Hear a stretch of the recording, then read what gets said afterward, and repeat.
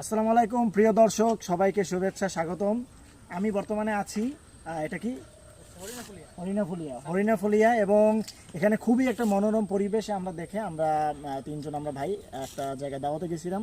সেখান থেকে ফেরার পথে একটা সুন্দর জায়গা দেখলাম এবং জায়গাটা এতই সুন্দর যে আসলে আমাদের চোখ মন বারবার এই জায়গাটা আটকে যাচ্ছে।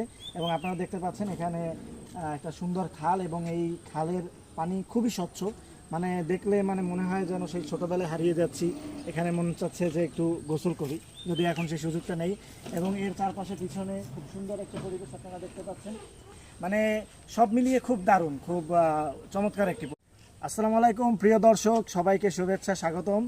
আমি বর্তমানে আছি এটা কি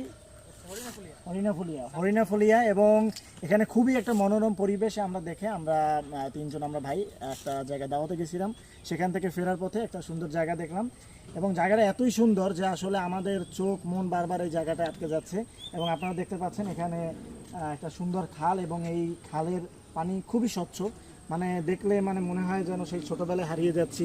এখানে মনে চাচ্ছে যে একটু গোসল করি, যদি এখন সেই সুযোগটা নেই।